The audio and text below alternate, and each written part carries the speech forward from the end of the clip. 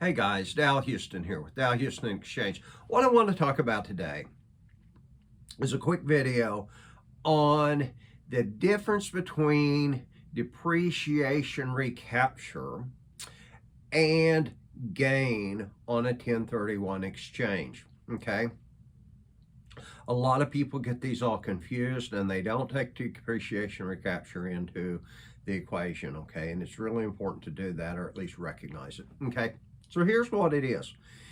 Let's say that I purchased a commercial building 10 years ago for $1 million. And every year on my income tax return, I took depreciation deductions on that, okay? For the depreciation to the roof, to the siding, to whatever, to the paints, whatever it is. And so when my tax professional, CPA, whoever's doing your taxes, is reporting that income, all of a sudden that my adjusted basis moves from the $1 million that I originally paid for it down to down to $700,000 as a result of the depreciation recapture, or the depreciation, excuse me, misquoted that. So anyway, I go now 10 years later to sell this building, and let's say it's now worth not $10 million, but $2 million. So what I've got is I bought something for $1 million. I took $300,000 of depreciation deductions on it, and it's now worth $2 million, okay? When looking at that transaction, what you've got, if I don't do a 1031, or even if I do, it's important to still understand it.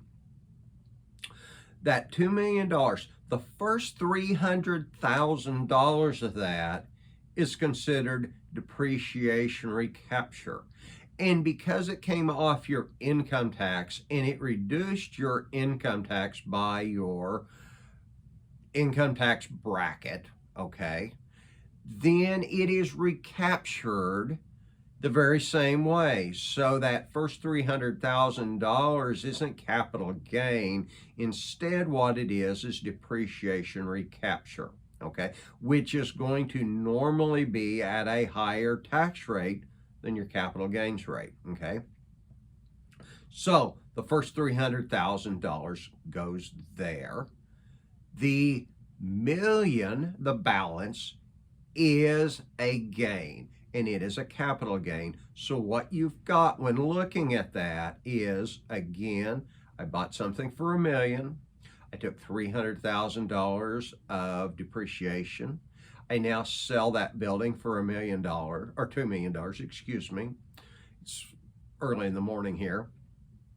I sell it for $2 million.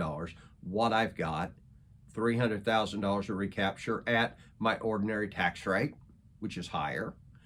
My $1 million balance, which is actually reflecting its gain at the capital tax rate. Okay, so take that into consideration. It's important to understand it. First, important to realize that in contemplating a 1031 exchange, or not to do a 1031 exchange. Secondary is, it's obviously important to take that into your calculation. Should I do one? Should I do it? How do I need to do it? Okay. I wanted to share that with you this morning. I hope you find it helpful. If you have any questions on 1031s, please don't hesitate to contact us, whether you're using us or not. Always appreciate and enjoy answering questions. So if you have any questions, please don't hesitate to contact us.